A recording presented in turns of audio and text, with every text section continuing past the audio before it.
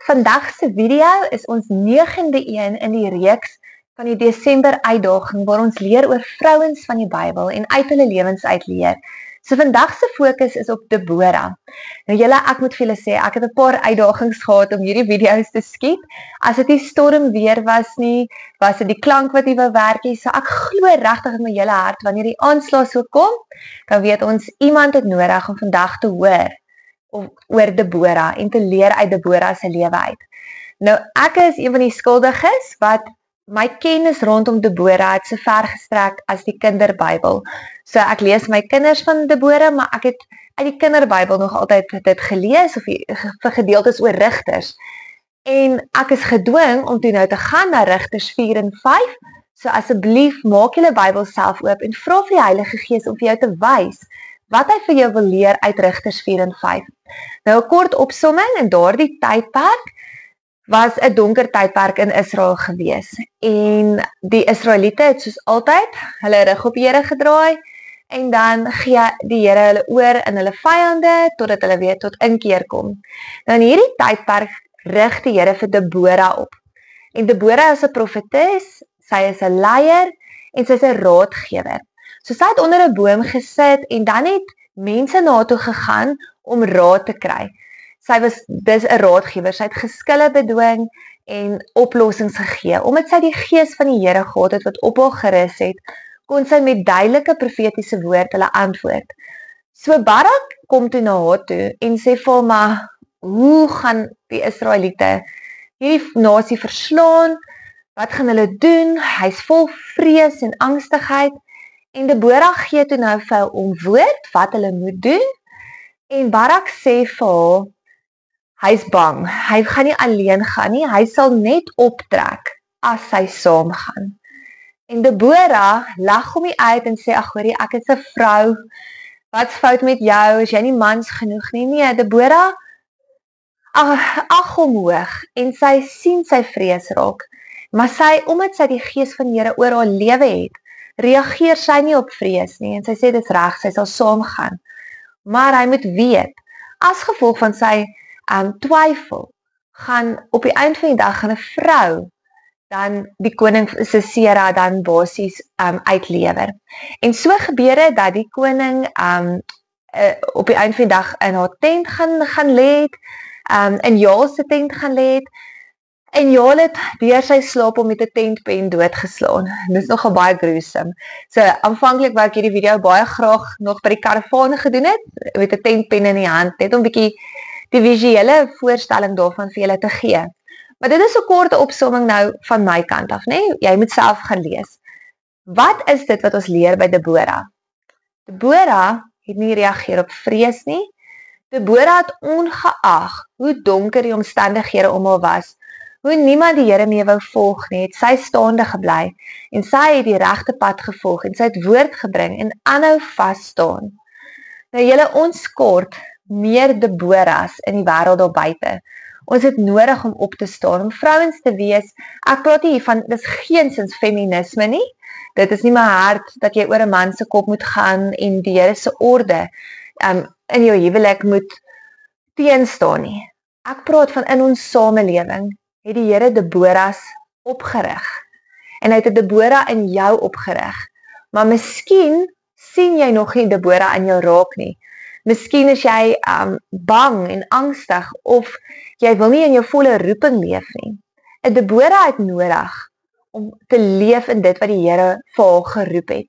En dit is regtig my gebed vir jou. Mag jy in jou werksplek, daar waar jy gaan, mag jy in jou huisgesin, mag jy in jou familie 'n Deborah wees. Hoe is ons 'n Deborah? Wel, jy kan begin deur die stem van die Here te kan wees, om te kan luister, en dit kom net deur tyd saam met hom in sy teenwoordigheid, om te vra, Here, maar geef my woord, geef my wysheid, want as jy die Heilige Gees in jou het, gaan hy jou nie teleurstel nie, en hy gaan vir jou deurkom. Nou, paar goedjies wat ek neergeskryf het. Wat is eienskappe van Deborah wat in jou lewe kan wees? Die eerste ene is dat jy kan opstaan wanneer ander sit. Deborah het nie stil gesit en gesê sy gaan nie saam nie, gesê nee, sy gaan nie profetiese woord gee nie, nee, sy gaan nie raad gee nie. Sy het gestaan, sy het opgestaan, sy het nie in moed en in sak en as gaan sit nie. Dit is wat ek jou mee wil uitdaag. Is jy dalk een wat weet jy het 'n roeping op jou lewe? Ons elkeen het 'n roeping, maar jy weet wat jou roeping. Maar jy sukkel om op te staan en verlang was ek daar gewees, wat ek uit vrees dalk vir mense, vrees vir myself, vrees vir teleurstelling, in sak en as gaan sit het en net elke dag gevat het soos hy kom en gemis het en ongelukkig geraak het omdat ek mis dit wat ek weet die Here my voorgeroep het. Die tweede een is, 'n Deborah hoor God se stem en is gehoorsaam in God se stem. Hoor jy sy stem en is jy gehoorsaam in sy stem? So dis die eerste paar vrae wat ek vir jou wil vra. En as jy nie doen nie, dan wil ek jou eintlik uitdaag. Vat jou joernaal soos wat ek my joernaal het. Skryf jou naam neer. So ek sal skryf, liewe Anneke. En dan sê jy, Here, kom praat met my. Kom gee woord oor myself. En dan skryf jy enigiets wat in jou kop opkom.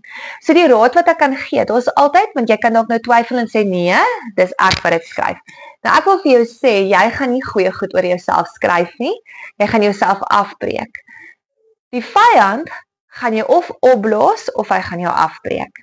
Maar die Here praat diep en waar en hy back homself deur sy skrif. So dit wat jy gaan sien wat gaan kom, is geback deur skrif.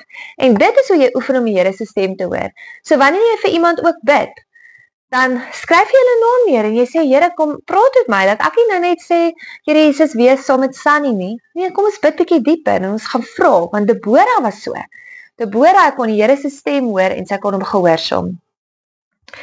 'n Deborah is dapper.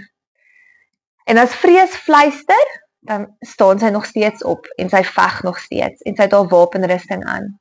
Is jy dapper of het daar 'n lafhartigheid in jou hart gekom? En dit kom so maklik, julle, ek dink veral daar waar mens in jou gemaksone is, daar waar jy vertroud is met jou omgewing, in jou gesin, en ek dink baie keer in jou werksplek ook, want die mense ken jou mos, en jou gesin ken jou mos, so hoe kan ek nou opstaan en dapper wees en teen die stroom gaan en werklik my roeping uitleef? As Deborah dit kan doen en kon doen, kan jy dit ook doen. Deborah is iemand wat haar roeping uitleef.